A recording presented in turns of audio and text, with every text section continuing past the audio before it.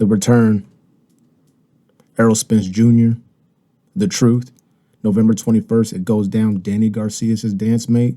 We break it all down. This is your boy JG. Exaggeration and experience. Let's giddy go.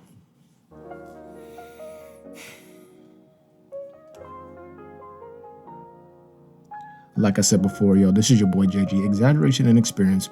More tremendous news on the boxing front. You guys know what it is. Errol Spence Jr. making a long-awaited comeback. You know, he has some stuff go down. We won't cover it in the video. Against Danny Garcia, a more than worthy opponent. I'm going to break it all down. Let's get into it right now. So as I mentioned before, Errol Spence Jr., IBF champ, goes in. He fights Shawn Porter for the WBC 147-pound crown. Tremendous fight. If you guys have not seen it, check it out. We know what the outcome was. Tough back-and-forth fight. They went tooth and nail. What is that even, tooth and nail? I got to figure out something for tooth and nail. These guys went at it, 11th round. Errol Spence gets a knockdown, which was important for that fight. However, if you go back and check that fight, this will also be verified by the punch stats. I had Errol Spence winning, even minus that knockdown, a fairly easy fight. Not easy because it was easy, but it was easy to look and assess and see where he was having more success in spots than Shawn Porter was. But sure enough, Shawn Porter did show up and he did his thing. Shortly thereafter the bout, we know what happened. Errol Spence Jr. in a horrific car accident. You know, he made a mistake. You know, it caused a setback in his career, but he's still here, still strong, still doing his thing. And now the time has come for him to make that return. Just changing gears really quick. Danny Garcia, what has he been doing in the meantime? Fighting and beating people up. That's what he's been doing. He fought Adrian Granados, stopped him brutally. And his most recent bout was against Ivan Redcash, which was a unanimous decision, but it was like a glorified sparring. He really just kind of did his thing and made it look easy.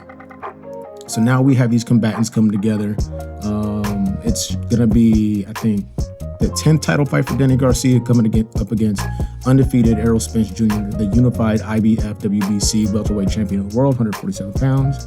And I'm going to break it down. So let's look at some of the history here for a second. Danny Garcia, he's climbed the ladder, 135, 140, now 147 pounds, and he's had a boatload of success. Undefeated all the way up until he fought Keith Thurman, which I may get into that bout a little bit. Then subsequently fought Shawn Porter for the vacant 147-pound belt at the time. Another close fight. Now, the thing that concerns me about Danny Garcia, actually, I'm not going to go that route first. Let me tell you some of the things I've seen since he's come up the ladder to 147 pounds. We already knew that he had that lethal left hook, where he's punching people out of the ring and exploding Eric Morales' face, and Amir Khan was a victim, and, you know, he's just doing his thing, you know. But one of the things that I've really appreciated in him since he's come the ladder to 147 pounds is he's always been a great counterpuncher. It seems like it's gotten a lot sharper. He and his right hand, maybe with the additional weight from 140 to 147, seems to be just as lethal as that left hand. I mean, if you take a look at how he devastated Brandon Rios, I mean, what's so pretty about that, he doesn't even really sit all the way down on it. He just lines it up beautifully, fires it right off the shoulder, and crushes Brandon Rios' head in. One of the most beautiful knockouts I've ever seen because he made it look so easy. Now, he had been throwing and landing that shot all night, but that was just the perfect punctuation. And really, in my opinion, his arrival at the weight that says, hey, look, listen, I can do this at this weight. Obviously, we know he went on to fight Adrian Granados, and then he went on to fight Ivan Redcash. He's added things to his game that will allow him to be successful at 147 pounds. I just don't know if it's going to work or be effective enough to get a guy like Errol Spence in enough trouble to either get him out of there or beat him by a decision. You look at the two losses, as I mentioned before, you look at Shawn Porter and you look at Keith Thurman.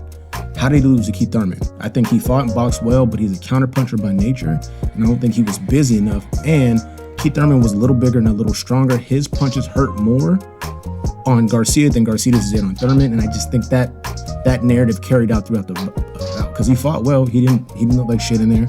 He did his thing.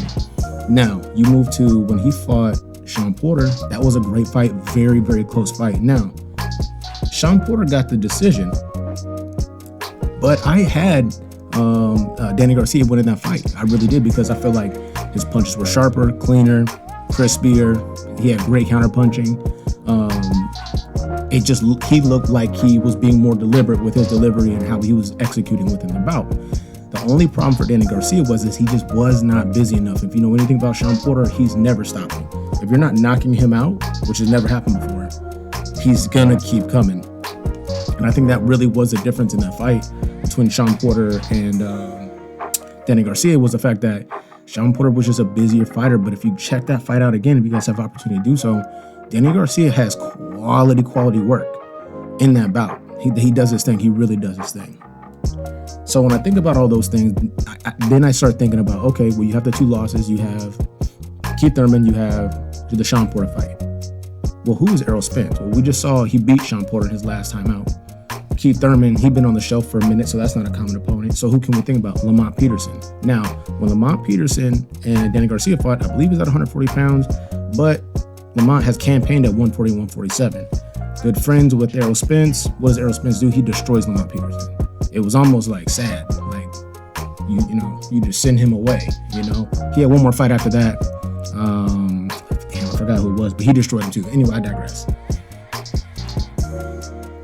Look at the Mikey Garcia as a small blueprint. Mikey Garcia and Danny Garcia, they're different fighters. And not just because of their first name, but kind of a blueprint. Danny Garcia has struggled against elite welterweights, guys at 147 pounds, 2 losses against Keith Thurman, 1 against Shawn Porter. So now you're going to fight a guy going up against a guy, and Errol Spence Jr., who is the preeminent welterweight king. Shout out to Terrence Crawford. He's in that conversation. But you're talking about a dude who's already a huge welterweight, who can box. We saw that with the Mikey Garcia fight. Devastating punching power, upstairs and downstairs work,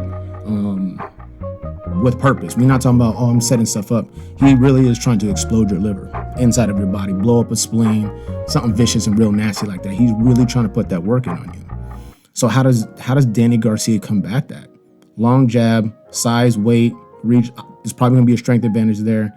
I mean, you think about when Errol Spence went across the pond to fight Kell Brook. Kell Brook's a massive he's a big ass welterweight. This dude is huge. Errol Spence goes up there and blows his other eye up because Golovkin got the other one, but still, he goes over there, stops him, damages his eye, bullies him, and Kell Brook's massive. I don't know what happens in this fight. Actually, yes, I do. I do know. I'm gonna give that to you here in a little bit. What can Danny Garcia do to be successful in this bout? Move his feet. He does that well. Counter punch. Look to land that right hand, because everyone's checking for a left hand, so it might be a little harder to get off. But at the end of the day, I think his key to success, and this is not going to be some sort of astronomical scientific breakdown about range and all this other good stuff. Danny Garcia has to be willing to get himself knocked out to beat Errol Spence Jr. That's what it is. Because if he's sitting and being cute, trying to measure and line up too much stuff, he's going to take too much damage. Errol Spence can box. He already proved that against an elite boxer, Mikey Garcia, even though I think Danny Garcia is a little bit better. And the accumulation of damage that Spence will put on you will be something that is non-favorable. If you think back to the Shawn Porter fight, like I mentioned before, that's one of the things that Shawn did really well that kind of surprised me in the Danny Garcia fight, is he invested in the body and did it well. Now, Shawn Porter's not the puncher Errol Spence is. He's not as sharp to the body. He's not as deliberate to the body. So if Danny Garcia is going to high guard it and lean on the ropes and hope to swivel out of there, it's going to be a long-ass night. When it comes down to Errol Spence, I think he just needs to do what he needs to do. My only question about Errol Spence is, who is he after the accident? There were concerns before the accident, for several fights ago, that he would balloon up in weight, and he'd made many comments about that. If you check out his social media and stuff like that, he's definitely really, really thin. He's slimmed down. He seems to be taking the fight life way more serious post-accident, which is something I can definitely appreciate. I hope he doesn't get too small. Some of the stuff I've seen recently, he is thin, which is great because it's better than being bloated, a disaster. But, I want to still, carry a little bit of that weight, a little bit of that bulk, and come in there and be able to damage guys. I have no doubt in my mind he'll be able to do that. We know he is a puncher, but he can box. He invests in the body. He's tough. He showed that against Shawn Porter. Went in there and fought his fight when he did not need to do that. Outboxed Danny Garcia when he could have just brutalized him. And he did brutalize him in spots. Shout out to the 9th round in that fight. It could have been stopped. At the end of the day, it's a tremendous fight. It's a great fight for boxing. It's guys that we know, name guys that we know. guys coming off victories, guys who vied for belts before, and guys who currently have belts, that being Errol Spence Jr. I'm definitely excited for this fight. I can't wait to see how the rest of the card fills out. PBC normally does a really good job providing a card from top to bottom that's appealing across the board. Even in the undercards, the free stuff typically is pretty good. But way too early prediction, like I said before, this bout takes place November 21st. Way too early prediction. It's going to be, for me, Errol Spence by unanimous decision or late round TKO. Danny Garcia will have his spots because he's a tremendous fighter, good boxer, defensively sound. He has a little bit of everything. The basic fundamental defense, he has a little bit of Philly shell. He'll try to low you seat with some tricks and traps. Like I said before, he's a counter puncher. I just don't think that he has the body weight and strength overall and length to compete with Errol Spence Jr. if Errol Spence Jr. is 100% right. So only time will tell. We will see. This is your boy JG, just breaking it all down. I'm going to probably drop a couple more videos on this particular bout as I kind of consume more information and you hear more information coming out from camps. One thing I will add before I go, though. My hope is that Danny Garcia just rocks with the weight he's been rocking with, and whatever his strength and conditioning plan is, he just keeps it. Because Mikey Garcia made a crucial mistake. Sure, he fought at 140, so 147 shouldn't have been the lead. But he tried to reconfigure his whole body, which I think was a detriment to him. He would have lost anyway, in my opinion, but there's no reason to reinvent the wheel. Your diet changes a little bit. You don't have to cut weight if you do that. You just keep it consistent. So for Danny Garcia, I think that's what I would give him. For Errol Spence, I hope he's Errol Spence.